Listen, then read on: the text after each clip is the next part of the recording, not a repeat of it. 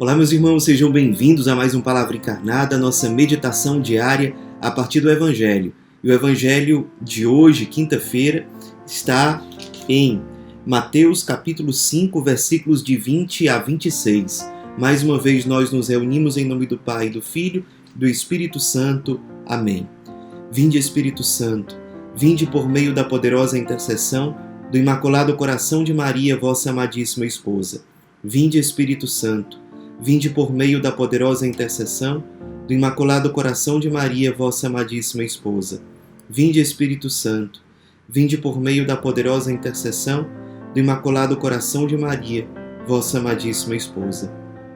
Diz o Evangelho de hoje. Naquele tempo, disse Jesus aos seus discípulos: Se a vossa justiça não for maior que a justiça dos mestres da lei e dos fariseus, vós não entrareis no reino dos céus. Vós ouvistes o que foi dito aos antigos: não matarás. Quem matar será condenado pelo tribunal. Eu, porém, vos digo: todo aquele que se encoleriza com seu irmão será réu em juízo. Quem disser ao seu irmão patife será condenado pelo tribunal. Quem chamar o irmão de tolo será condenado ao fogo do inferno. Portanto, quando tu estiveres levando a tua oferta para o altar, e ali te lembrares que teu irmão tem alguma coisa contra ti, deixa a tua oferta ali diante do altar e vai primeiro reconciliar-te com o teu irmão. Só então vai apresentar a tua oferta. Procura reconciliar-te com teu adversário, enquanto caminha contigo para o tribunal. Senão, o adversário te entregará ao juiz, o juiz te entregará ao oficial de justiça e tu serás jogado na prisão. Em verdade eu te digo, dali não sairás enquanto não pagares o último centavo. Meus irmãos, nós estamos, como vocês sabem, numa semana importante para a nossa comunidade, numa semana de grande celebração. Hoje, à noite, nós teremos a pré-estreia do documentário Emmanuel, falando um pouco da experiência originária fundante, de elementos da nossa identidade, do nosso carisma, da nossa espiritualidade, da nossa história. Amanhã, sexta-feira, nós teremos a missa de aniversário da Graça Originária Fundante, uma missa presidida pelo nosso arcebispo Dom José Antônio, concelebrada por vários padres, diáconos também. No dia 13, próximo, nós teremos a missa de aniversário da Obra Lumen de Evangelização. Também, no sábado, dia 11, teremos a estreia do documentário no YouTube. Enfim, é uma semana de grandes celebrações. E esperamos que todos vocês que estão acompanhando aí o Palavra Encarnada possam se fazer um com toda a comunidade nesses dias de grande graça, de grande alegria. No caso do Evangelho de hoje, nós continuamos a acompanhar os ensinamentos de Jesus dentro do Sermão da Montanha, que é uma grande pregação, uma grande formação, digamos assim, dada por Jesus, que pega os capítulos 5, 6 e 7 do Evangelho de São Mateus. Nós estamos acompanhando aqui um trecho em que Jesus nos mostra, mais uma vez, que a relação nossa com Deus é inseparável da nossa relação com os irmãos, com os outros. O Evangelho de hoje fala que quando nós formos apresentar alguma coisa diante do altar, se no caminho até o altar nós lembramos que precisamos nos reconciliar com alguém, nós precisamos ir primeiro até esse irmão ou essas pessoas, nos reconciliar com elas, para aí então estarmos preparados para, diante do altar, apresentarmos a nossa oferta. Isso aqui que Jesus apresenta no Evangelho de hoje nos faz lembrar que essa mesma pedagogia, esse mesmo ensinamento está presente dentro da liturgia da missa.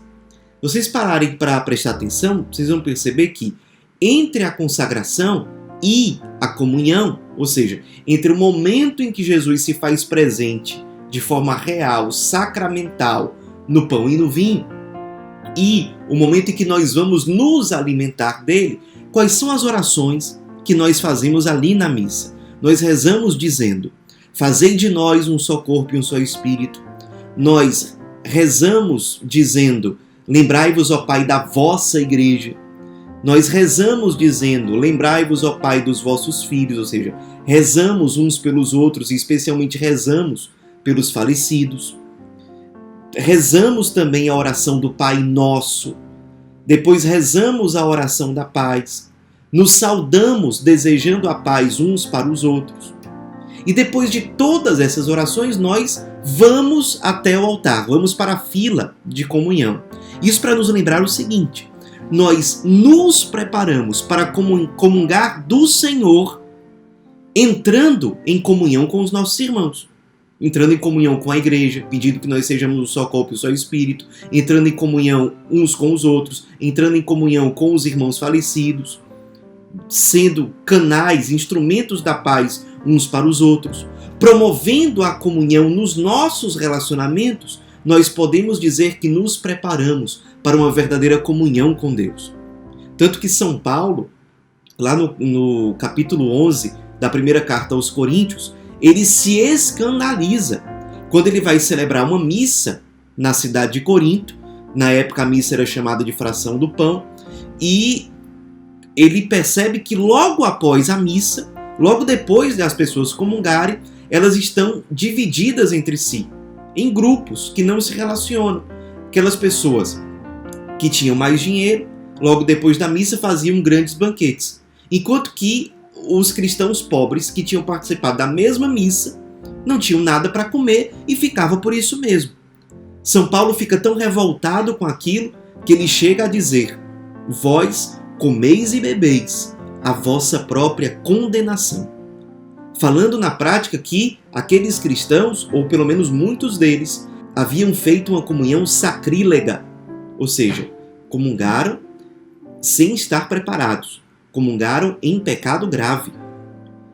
E nós nos preparamos, portanto, necessariamente para a comunhão com Deus, quando nós vamos estreitando os laços com os irmãos. Isso nos faz lembrar também da primeira carta de São João, quando ele diz o seguinte: quando alguém diz que ama a Deus que não vê, porém não ama o seu irmão que vê, é um mentiroso. Por isso, vale a pena, a partir do Evangelho de hoje, nós rezarmos e fazermos o nosso exame de consciência. Será que a nossa vida espiritual está sendo fecunda e verdadeira?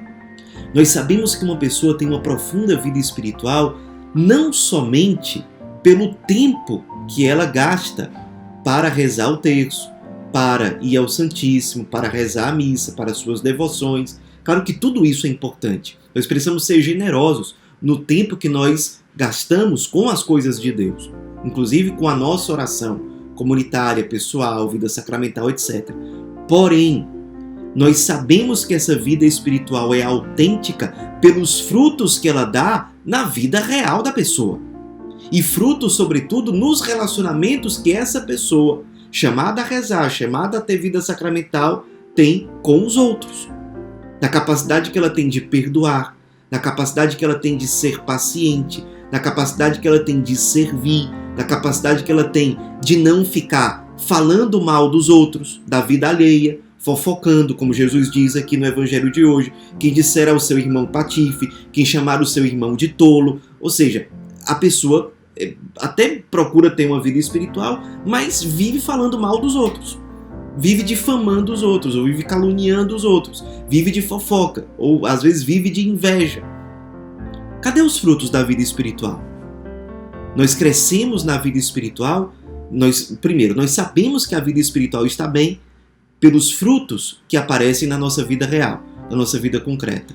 E segundo, nós crescemos no nosso relacionamento com Deus, quando nós crescemos em fomentar, em promover relacionamentos virtuosos com os outros. Vamos unir as duas coisas na vida cristã. Será que nós estamos nos preparando bem para ir até o altar de Deus, nos reconciliando, vivendo a comunhão, a unidade com os irmãos? Ou será que nós queremos nos apresentar diante de Deus separados, divididos, promovendo discórdia. Isso é impossível. No cristianismo, isso é básico. O amor a Deus e o amor ao próximo não se separam. Quem diz que ama a Deus que não vê, mas não ama o seu irmão que vê, é um mentiroso. Não sejamos hipócritas, não sejamos superficiais na nossa vivência do Evangelho. Que a Virgem Maria interceda por nós. Ave Maria, cheia de graça, o Senhor é convosco. Bendita sois vós entre as mulheres, e bendito é o fruto do vosso ventre, Jesus.